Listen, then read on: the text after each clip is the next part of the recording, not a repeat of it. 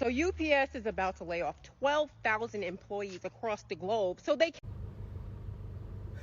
What's up, everybody? This is something that you're going to see a lot of in the coming days. A lot of businesses are going to be restructuring, trying to save money for projected losses in revenue. What people don't understand is, yes, the Teamsters agreement that UPS had probably did play a little bit of a role into it as it increased wages in the U.S., so they got to cut back in other areas. But you also got to understand they are a business and they are a trucking business. So their biggest resource is from after labor is owning the trucks, followed by properties. So all the warehouses, all that stuff is expensive. A lot of people don't know, but like these work trucks, especially not the little delivery trucks, but like the box trucks, the freight, the 18-wheelers, that's all expensive. You're looking at $140, $150, sometimes $260,000 per one unit. So now you got a fleet of like 50,000 units. All of a sudden, that cost is starting to rise. So they're anticipating those prices to go up and having to replace those units in the next coming year, because usually after about 5 years, it's time to replace those trucks because they've ran them into the ground, probably put 800, 900, maybe a million plus miles on it. So they got to replace the fleet. That's another cost. And that's their main thing. They're a delivery company. They're a courier company. So they need to have this equipment. I have a moving company. It's kind of the same thing. Every 5 years, I have to have money set aside to replace my trucks.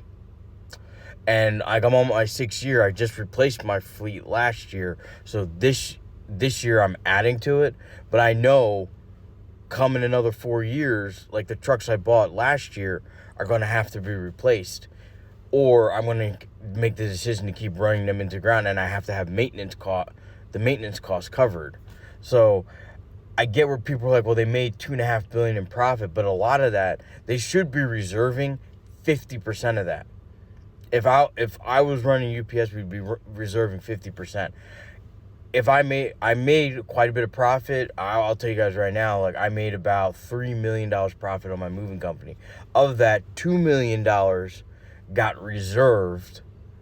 500,000 went to buy 3 trucks, and then the other 500,000 kind of went to another business, my furniture store. So to help that business kind of right itself. So you see, there's a lot going on there, and I can only imagine for a big international company like UPS. You got to keep pushing it's got to keep pushing forward. Otherwise, everybody else will lose. It's kind of like, do I give everybody what they want and have everyone suffer, or do I make 3% of the people suffer and have 97% of the people be all right? That's a tough decision as a business owner. Do you cut 3% of people to save the other 93%? What would you do in that situation? I'm not saying I don't know the full. I haven't looked at UPS's financials, but I can tell you this: they're probably preparing for a huge economic downturn. So they're starting to trim the costs now. They spend a lot of money and hire a lot of business consultants, lawyers, everything. So that's probably what they're gunning for. But with that said, guys, check me out. Check out my lives. YouTube description is in the bio. I got over several hundred hours on YouTube of all my lives about my business, about real estate, about investing, about crypto, stocks, all that stuff. No, of course, just me talking. Have fun. Hope you guys have a safe day.